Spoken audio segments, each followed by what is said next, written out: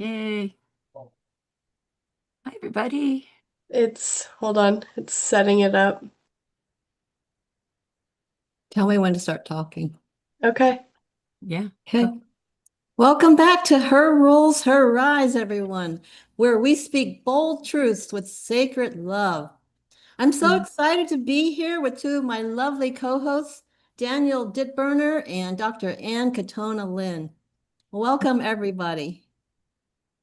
Hi. So, today's episode, we're going to talk about scarcity isn't sexy. And I am Dr. May Lee, the author of The Millionaire Mindset for Women. And today we're going to share about how I changed my financial roadmap and how anyone can do the same if that's your intention. If you have the desire to accrue more wealth in your life and rewrite your relationship to money, you are in the right place right here. So I'm going to start with some questions that I'm sure the audience can relate to, and I'm going to ask my two lovely co-hosts here. What's one belief about wealth that you grew up with, and how did it shape you? I'll start with Danielle. Hmm. Um, Growing up, it wasn't our focus wasn't really about money, about making money. Um, I would say that we didn't grow up poor, but in our household dynamic, my stepdad didn't really see he didn't see women as having a place of having wealth in the world. Mm. It was more that women were supposed to be serving men in some way. And so even growing up, whenever we'd go school shopping or anything like that, we weren't really allowed to like get the big brands or spend a lot of money on the things that the kids needed. And my mom really didn't like that. So she actually we would do kind of like we'd go shopping and we'd keep things in the trunk of the car. And when she wasn't, or when our stepdad wasn't around, then we'd have to sneak in those belongings into the house. Wow. So it was like, again, going back to this kind of scarcity mindset, this Mm-hmm. kind of be small, Mm-hmm. don't stand out, Mm. that kind Yeah. of shaped the way that things were. And No. then as I grew older, it was like, okay, if I wanted to be financially wealthy, or if I wanted to have money of any sorts, I had to work really, really hard for that. Mhm. And Wow. so there's a little bit of workaholism that Yeah. plays out. Mhm. Wow. Sort of a hidden message there where money was used as a way of Mm. Yeah, controlling you and keeping you small in your place. yeah, Mhm. And there was, absolutely. yeah, unwritten messages, unspoken messages. Mm. Mhm. Wow. Thank you for sharing. How about you, Dr. Ann? Yeah, as I was listening to Danielle, I'm the youngest of seven, grew up in a small town in Pennsylvania. I thought we were wealthy, and because we had a single family home with a pretty good sized yard. So I was like, ooh, we're pretty good. And then as I got older, I kind of realized, though my mom did work because she had to. So literally from the time I was 2 months old, she was working full time. And so that hard work, it kind of a block of like that money, wealth comes from hard work. Uh, Mhm. it that definitely is something that was very much in our family and kind of that wealth belief. And I think definitely uh, getting lots of schooling, again, in the time it was 70s, 80s, that was what we all thought was that you had again work hard by getting education. And I know, May, we've talked about this, and it's this working hard. And that I think there was always, though, an underlying of there are only certain people who can be privileged with again, we were tying wealth with money. And so really, if we're just focusing on money, wealth, that was a lack. There was always a lack feeling in our household, and that we had to kind of be very careful. And again, my mom was working full time, and then we all got jobs full time. So it was, the lack wasn't as much. It was just that we all had to work hard. Again, we all did, and but I think that's probably that belief of the working hard and perfectionism, and Yes, that not everyone can have a lot of money. It was a little bit confusing, I think. Again, this is great that we're talking about it because I feel like I'm kind of processing through it, but I think that's the big thing. It was work hard and you'll have, again, money, not necessarily wealth. So, exactly. So there's a disconnect there. There's yeah. this prevalent message, which I got too as well from my parents. Work hard, but study hard in my family. Study, study, study. If you Mhm. get good grades, you're going to have a good life. If you get the higher the degrees, the better the schools you go to, everything will take care of itself. Mhm. But the funny thing is, in our traditional education system, it doesn't teach you about accruing wealth. It doesn't teach you how to handle money, and it doesn't deal with your beliefs that are holding you back. So I did like you did, and I did everything my parents wanted to, got the best grades, went to the best schools. And after I graduated, I was clueless what to do with all this education because it had nothing to do with the real world. Mhm. Mhm. So wealth and training your mind and your mindset for wealth is a whole different ball game. That's what I understand. And that's Oh, something that today I think it's great that we're addressing because a lot of times women are kind of not in that club. We're mhm. not like privy. And I'll tell you later on, about my mother and stuff like that. So this is just this is just beautiful, beautiful that we're sharing this today. Mhm. So over time, as we grew up, we followed all of our parents and our, family values, right? We found out some of them maybe aren't serving us that well, right? Mhm. So let me ask you this. How did your concept of wealth, how did your attitude towards wealth and money, how did it change over time Mhm. as you started to question what was happening? I'll start with Danielle. I would say that my my shift happened a lot whenever I was working at the bank. I worked at JP Morgan Chase for a few years. And so I got a lot of exposure to wealth and what Yeah. a lot of money and actual dollars in the bank looked like.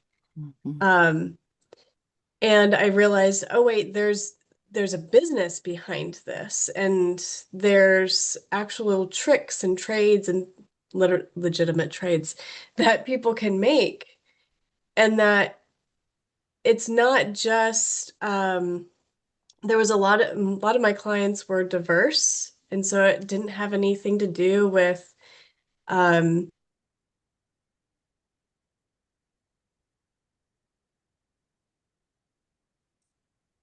What happened? Did she freeze? Oh, It did looks she like she freeze? froze up. Uh, She said her clients were diverse, and it probably doesn't have to do with who you are or what background you come from. Hopefully, she'll join back with us. yeah, maybe she'll You're still unfreeze. here, See right, what Anne? happened. Yeah. Yeah. All So right. we could go over to you, Dr. Ann, and then we'll come back to Danielle when she can rejoin. Yep. Hope that's great. Um, so yeah, I think my relationship with wealth has evolved in a way, and actually it's still evolving in Yes. that I did not um it was that working hard. I spent so Yeah. much of my life, and I mistakenly used debt. And again, this was not taught.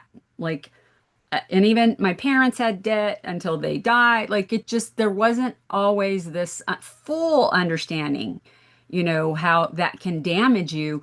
And so I remember going to college, and like, these credit cards were on campuses offering, these these credit cards. So it's like, again, that kind of set me up. I was paying for my own schooling. And so it's like, Wow. you could justify like, well, I have to pay for, like basic needs, maybe food or whatever. And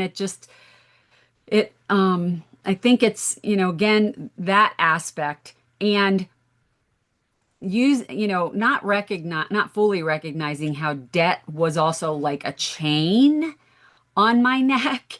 And so I am, our house is paid off. We don't have any car payments. And though I still have some debt but I am working on that because I fully understand that just having stuff, and it's not like I was crazy about spending for stuff. I was spending for other people a lot of Hmm. times. So my wealth, if I had any money, I wanted to give it away, even though I didn't necessarily have money. I had credit cards. So again, it's kind of evolved. And now I see that, wealth is so much more than that dollar sign.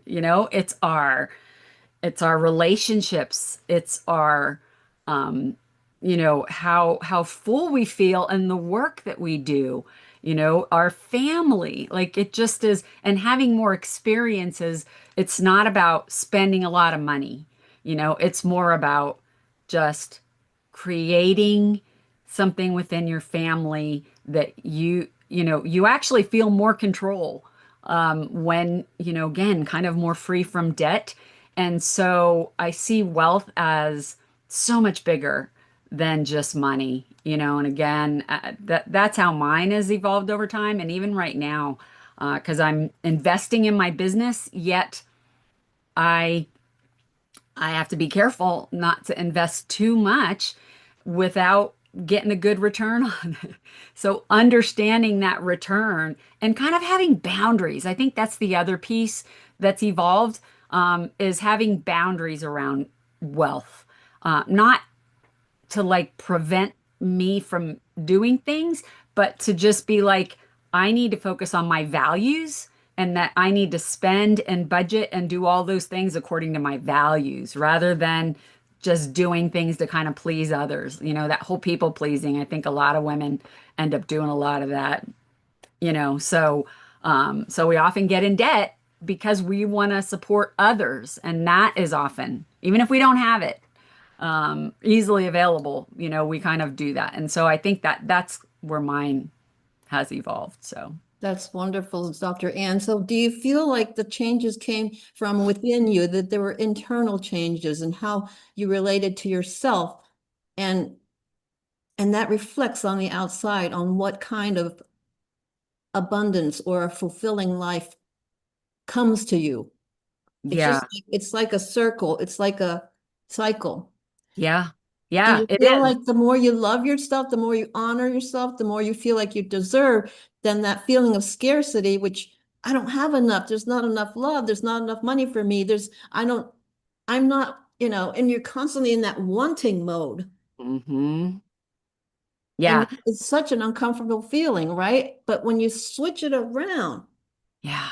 inside your head, what starts to happen? Yeah, I mean, for me, this is all right in my like I've had some recent challenges with this because I had some business in my debt and then some debt in my business and I Yeah, lost a couple contracts yeah, because of all the budget cuts. And so this debt is kind of looming over me and I was keeping it from my husband. And it's like that was this weight over me. And then, again, it's not about the money, it's about working together. It's about the relationships. And, that to me has, so kind of like really putting everything out there has freed me. I think so many times we have shame around it. yeah, Yes, there is shame. And yet we can grow from that. Like, what can I learn? What am I going to do differently? So, yes, there were some outside things that happened. But it was kind of almost unexpected. I didn't really know that this was all going to happen. It's like, duh, I should have, but here it is. Like, I feel right. like there's so much more freedom now. I'm still chipping away at the debt, but it's again, it's a different mindset. It's like I'm focusing on doing this because I want to create wealth in my Yes, relationship with my husband and for our family, all of those things. So, that's beautiful. That's beautiful. It's not now you have a choice. It's not out of desperation. And mhm, now that subconscious voice that was programmed in us that there's not enough, so I better grab what I have and I'm going to spend, willy-nilly because I'm so desperate. That all shifts. yeah, Now you're in control. You have your power. You have your choices. yeah, Now, debt can be a good or bad thing. It doesn't have to be something you're ashamed of. It is just what people do in business. They have to put an investment in, and sometimes they have to wait till the return comes back. So if you mhm, frame it that way and stop shaming yourself, then you'll get rid of all that emotional baggage, that just puts you into a negative spiral. yeah, yeah, absolutely. It's so easy to get into that, and And it's and you got to separate that out because Dr. Ann, you're highly educated, very intelligent, and I know how hard you work. So there's no reason why you can't shoot to the very, very top. yeah. And And it's just, that, yeah, exactly what you're saying was what was holding me back yes, because I had so much shame. It was actually preventing me from being me. And now, since I've finally kind of broken that, I feel more like I'm able to be myself.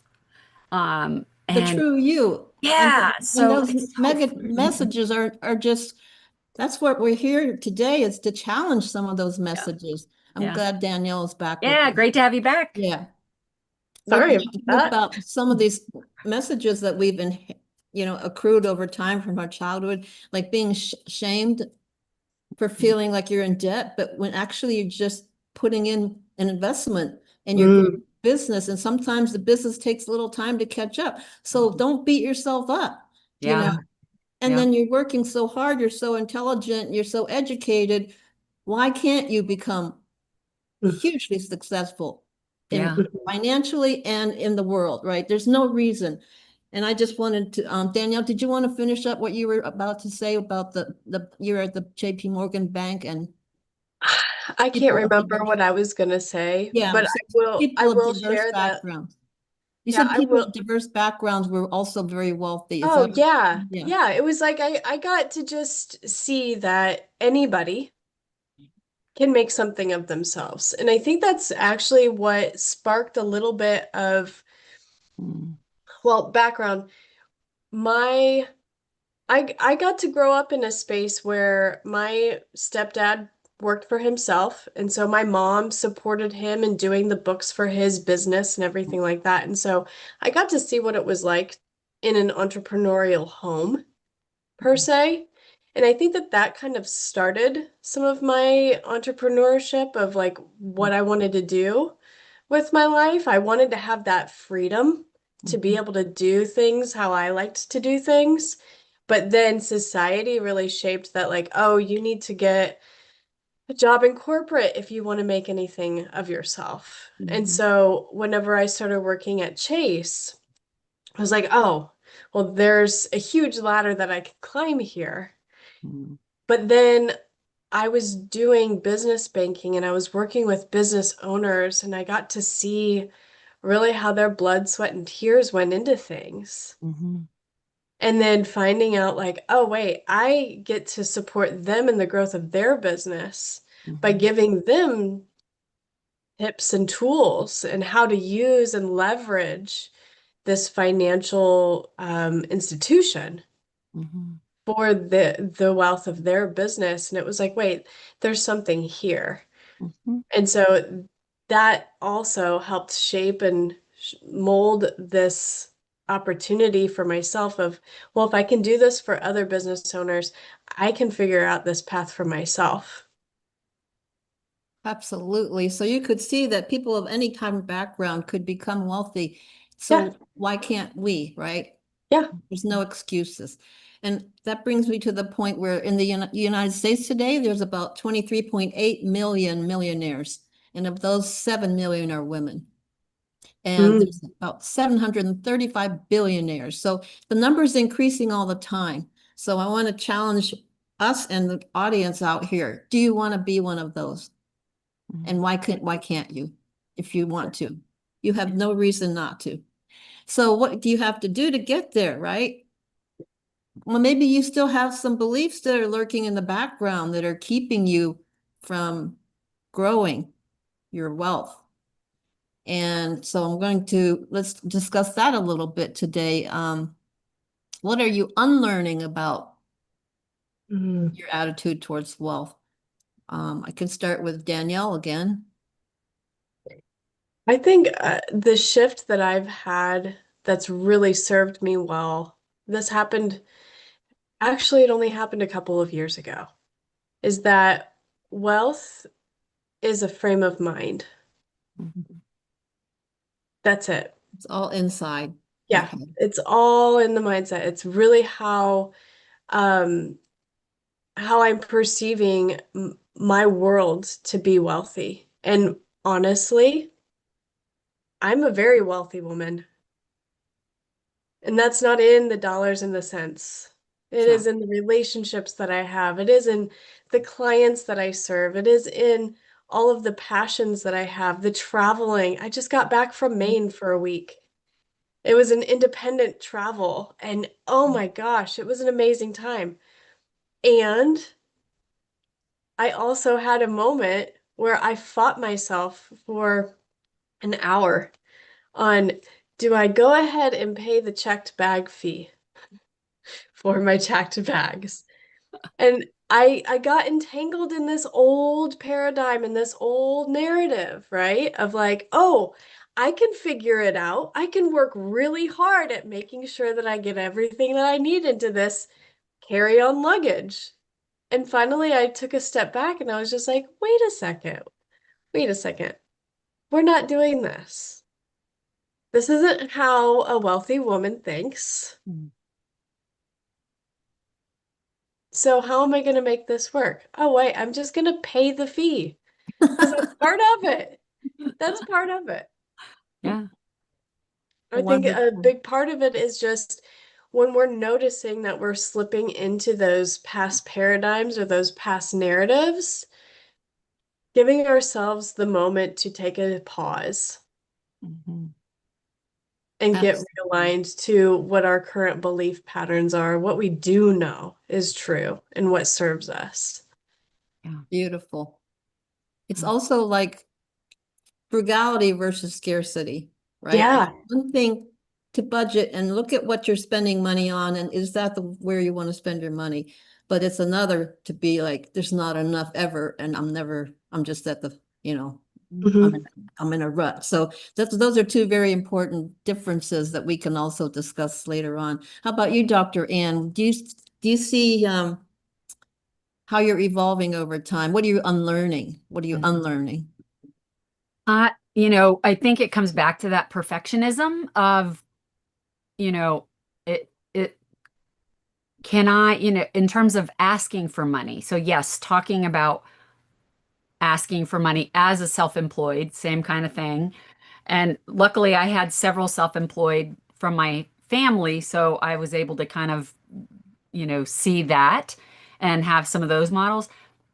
But I think it's that asking and negotiating for more money for what I'm worth. Again, my worth, I questioned it so I wouldn't negotiate. I was talking to somebody recently who was teaching in higher ed, and we were talking about adjunct professors not making a whole lot of money, and he said he negotiated with them to get paid at what an associate professor was. I'm like, you can negotiate? Like that was a foreign concept to me. And so I got a little anxious. So I'm having to unlearn that anxiety around making conversations around money more normal, like so that they just are automatic. And so even just my husband and I having regular conversations about stuff, they may not always be easy, but No. those are helping me to have more conversations that when I'm asking for money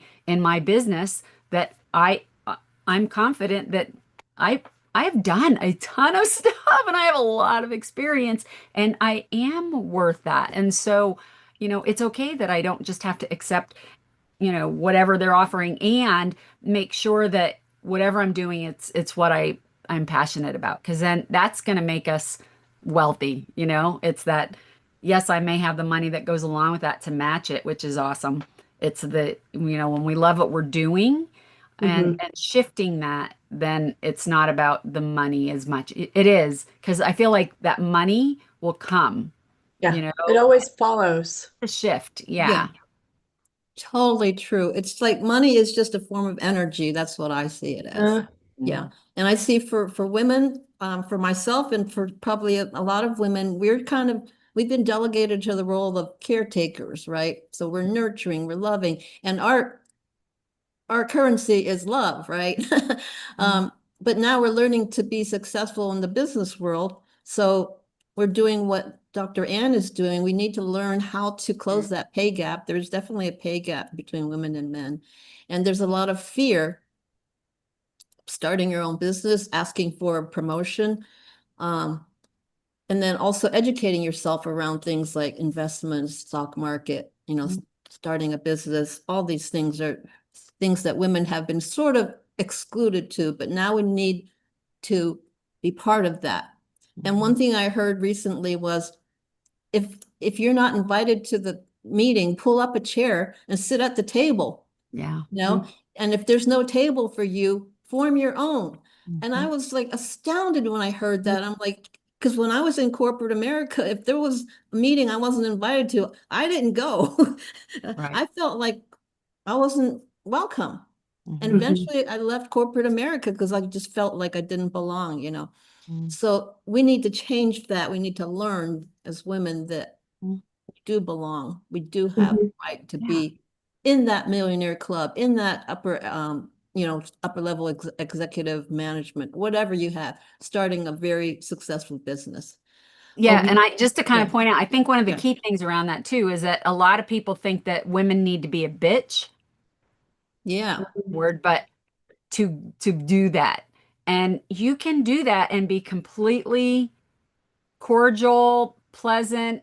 Again, you don't have to kind of fight. It's like, look, I'm going to be a part of this. And the more you are clear with that, the more calm you can be. It's kind of like yes, thou does protest too much, and it's yes, like, so, because I've seen women who will like get cutthroat and it's like, because they feel like they have to be that way to compete with men, yet it doesn't help. And so, again, absolutely. talking about that wealth, we have to look at it more than just money. So, yeah. Hmm. Yeah, Love the that. wealth, the confidence, the Mhm. believing that you belong, that you have a right, Yeah, Hmm. not in an aggressive way, but exactly. in a assertive way, right, Yeah. Daniel? And I think that goes back to a couple of episodes that I said before that it's about kindness. You can Mhm. be kind. Mhm. That's all you have to do is Can just you be can kind. you be feminine and powerful? Yeah, Yeah. absolutely. Is that an oxymoron? I Yeah, No, don't believe so. I don't no, either. Not at no. all. So if you look around you, you Mm. think people that are very wealthy, oh, they were lucky. But Mhm. no, the Mm-mm. difference is they believed in themselves and they felt that Mhm. they deserved it. They had no limitations in their mindset. That's the only difference. Mhm. Only difference. Mm-hmm. Okay. All right. So let's see now. Do we want to talk a little bit about scarcity versus, that's what our topic was today. Do you remember a time when you felt really about scarcity? You felt scarce? And what does the opposite of that feel? And how did you turn it around? Danielle, do you have something on your mind you'd like to share? Um, I'll go back to that example that I gave just a little bit ago of last Yeah, week. That moment whenever I was fighting with myself, I was really in the scarcity mindset. yeah, Mhm. yeah, I had to look at, okay, where's my energy right now? Yeah. Oh, I'm in a high stress state. Right now, I've got cortisol that's going through my body right now because I'm thinking of, a million different things that I need to get done and get packed and get ready and wrap up for the week and all of the things. that puts me into a lack mentality Mm-hmm. because I'm trying to do too many things at once instead of slowing down and just focusing on the one thing that's in front of me, of really being present, being grounded Mm-hmm. in that moment. And anytime that I get out of that, that's when I start to notice that it feels like there's a lot of chaos around me. And so that's how I attribute scarcity is our focus is too thin. And so if we can come back to ourselves and be really rooted and grounded in the moment, that's what brings so much wealth forward because then we're just pure energy. And we can decide where we want to put that energy into. We can decide things with a sense of clarity because we're really present and locked into ourselves in the moment. Beautiful. Yeah. Beautiful advice. Mm-hmm. Be in the present moment. Dr. Ann.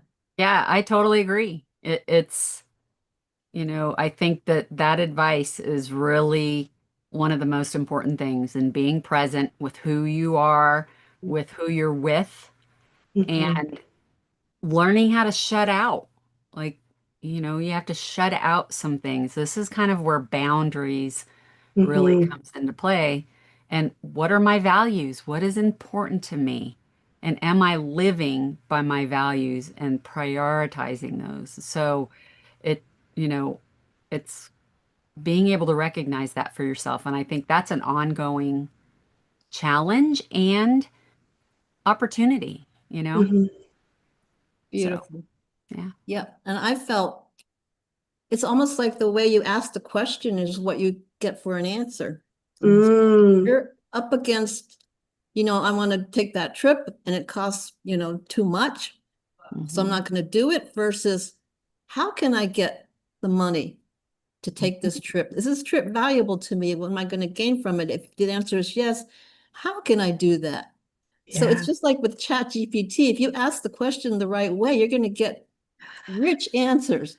If you don't, it'll just keep you in your, roadblock. So Yeah. Yeah. reframe the question, ask a powerful question, and you'll get a powerful answer that'll take you to the next level. Mm. Okay, so I guess we're going to be wrapping up now. Thank you, listeners. I want you to go ahead and think about your life and write down one lie or one misinformation about wealth that you believed in, that you were told, and it's not true. So you definitely, for us to keep on growing, we need to challenge some of our beliefs that have been ingrained in us, and some of them are downright silly. Mm. And once you get that going, you're going to see there's probably a few more in there lurking around that are holding you back. And it's all abundance and wealth all comes from within. And once you change that internal dialogue, the outside world will reflect it. Mm. So let's see. Yeah, abundance isn't just what's in your bank account. It's about what you believe that you deserve. And we all deserve a lot. All right. So next episode is going to be next Friday, August 15th at the same time, 11 a.m. Eastern, 10 a.m. Central. It's going to be the wealth and trauma connection. Mm. So please join me and my two lovely co-hosts, Danielle Didburner and Dr. Ann Katona Lynn. We are three voices, one mission to heal, lead, and live fully without apology. Thank you for joining us. Thanks, everybody.